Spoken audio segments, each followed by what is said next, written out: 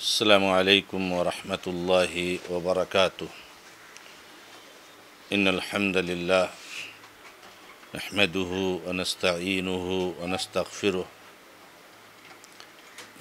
ونعوذ بالله من شرور أنفسنا ومن سيئات أعمالنا. من يهده الله فلا مضل له ومن يضلل فلا هادي له. وأشهد أن لا إله إلا الله وحده لا شريك له وأشهد أن محمدا عبده ورسوله صلى الله تعالى عليه وآله وسلم.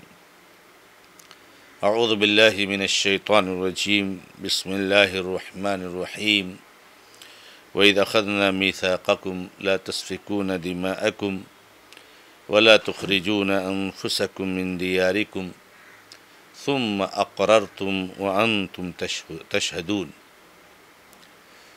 معزز و موقر ناظرین و ناظرات، شعبہ دعوت و تبلیغ جماعت المسلمین محصلہ کے زیر اہتمام سلسلہ تفسیر قرآن کا یہ مبارک سلسلہ جاری و ساری ہے. رمضان المبارک کی برکتوں، اس کی بھلائیوں، اس کی رحمتوں، اللہ رب العزت کی رحمتوں کے بوچھار میں ہم اور آپ اللہ کے کلام کو سمجھنے اور سمجھانے کے لیے حاضر ہوئے ہیں. اللہ رب العزت سے دعا ہے کہ رب العزت اسے قبول فرمائے. آج کے درس کے لیے میں نے آپ کے سامنے سورۃ البقرہ کی آیت نمبر 84 تلاوت کی ہے. اللہ رب العزت اس آیت مبارکہ میں ارشاد فرماتے ہیں وَإِذْ أَخَذْنَا مِيثَاقَكُمْ لَا تَسْفِكُونَ دِمَاءَكُمْ. یاد کرو اس وقت کو کہ جب ہم نے تم سے عہد و پیمان لیا کہ تم آپس میں ایک دوسرے کا خون نہیں بہاؤ گے. وَلَا تُخْرِجُونَ أَنفُسَكُم مِّن دِيَارِكُمْ، اور نہ اپنے لوگوں کو اپنے گھروں سے، ان کے گھروں سے، اپنے گاؤں سے جلا وطن کرو گے. ثُمَّ أَقْرَرْتُمْ، پھر تم نے اقرار کیا.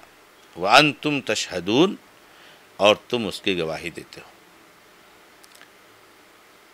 میرے معزز اور موقر ناظرین و ناظرات، اللہ رب العزت نے اس آیت مبارکہ میں بھی بنو اسرائیل سے لیے گئے عہد و پیمان میں سے ایک عہد و پیمان کا تذکرہ کیا. اور وہ عہد و پیمان یہ ہے کہ آپس میں کسی کی جان پر حملہ نہیں کرو گے، کسی کا مرڈر نہیں کرو گے، قتل نہیں کرو گے، اور کسی کو اس کے گھر بار خاندان گاؤں سے جلا وطن نہیں کرو گے.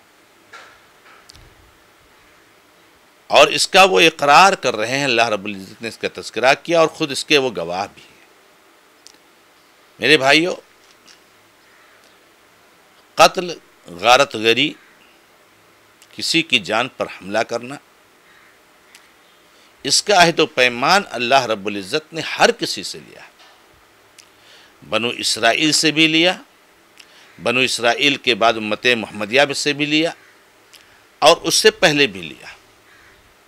اور یہ بہت بڑا جرم ہے کسی کی قتل کرنا، کسی کی جان لینا، کسی کا مرڈر کرنا. کسی مسلمان کے لیے بھی یہ حرام اور ناجائز ہے اور بہت بڑا جرم ہے کہ وہ کسی کی جان لے.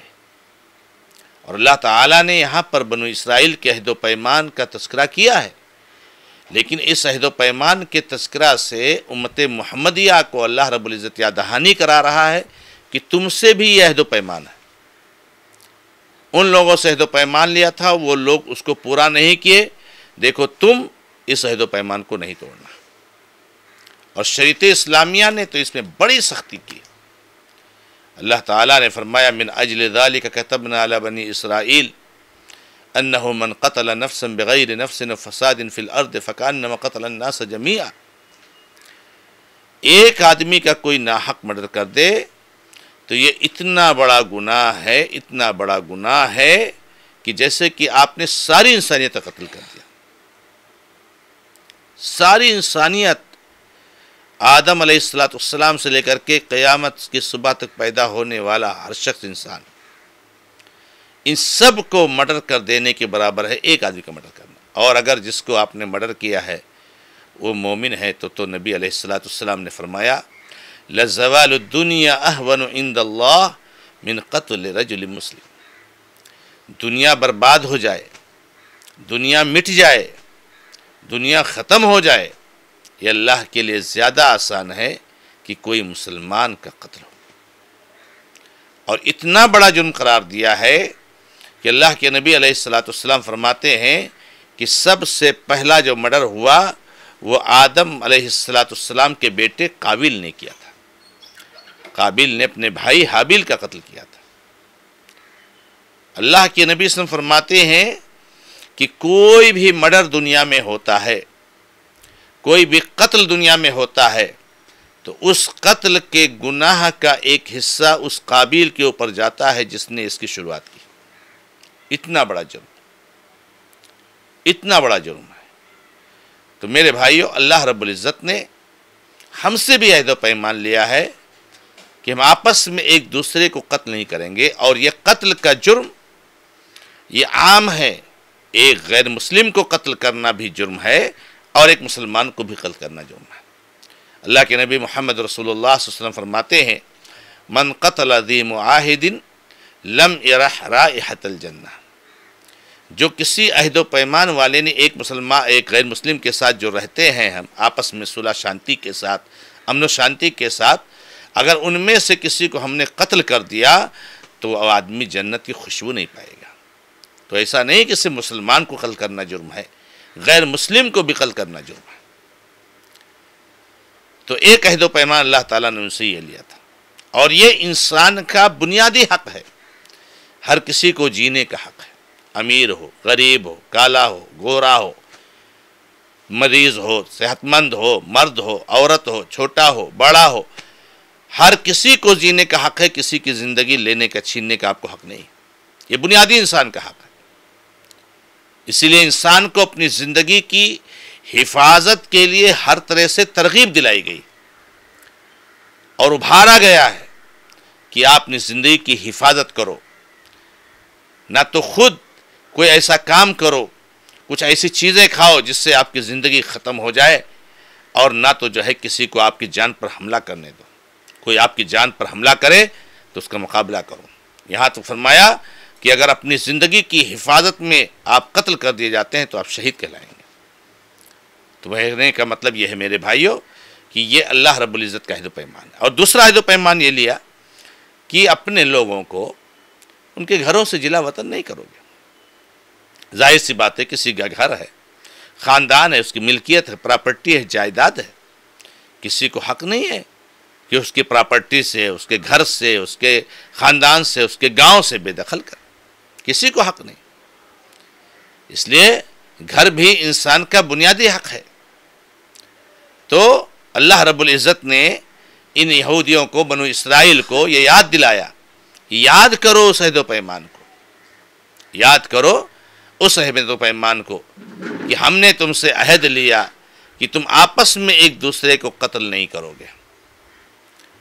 اور اس عہد و پیمان کا انہوں نے اقرار بھی کیا، یعنی وہ اعتراف کرتے ہیں، وہ مانتے ہیں، وہ اقرار کرتے ہیں کہ اللہ تبارک و تعالیٰ نے ہمیں اس بات کا حکم دیا ہے کہ ہم کسی کی جان پر حملہ نہیں کریں گے۔ لیکن اللہ کے نبی علیہ السلام کے زمانے میں بھی اور آج بھی آپ دیکھ لیجئے، اگر آپ کو حقیقت میں بڑی باریکی کے ساتھ اس کی تہ تک جانا ہے تو یاد رکھیے کہ دنیا میں جہاں بھی قتل و خون ریزی اور قتل و غارت گری اور مرڈر اور جان کا لینا جہاں کہیں بھی پایا جاتا ہے، اس کے پیچھے کسی نہ کسی بنو اسرائیل اور یہودی کا ہاتھ ہوتا ہے۔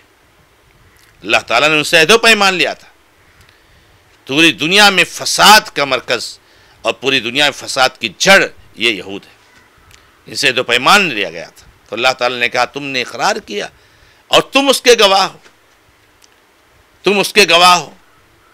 تو یہ جو اللہ تعالیٰ نے عہد و پیمان لیا اور تم اس کا اعتراف کر رہے ہو، اس کا اقرار کر رہے ہو اور اس کو مانتے ہو، اس کے گواہ ہو تم، تو تم جو ہے کیا نام ہے، اب آگے اللہ تعالیٰ اگلی آیت میں بتا رہے ہیں کہ تم نے اس عہد و پیمان کے ساتھ کیا کیا اور تمہارا رویہ کیا رہا۔ جیسا تم نے ساری چیزوں کے بارے میں کیا، اللہ تعالیٰ نے تم سے عہد لیا کہ سوائے اللہ کے کسی کی بات نہیں کرو گے، بچڑوں کی بات تم نے کی، عزیر کی بات تم نے کی، عیسیٰ علیہ السلام کی بات تم نے کی، مریم کی بات تم نے کی۔ تو اس کے ساتھ بھی تم نے کیسا کیا وہ اگلی آیت میں آ رہی ہے۔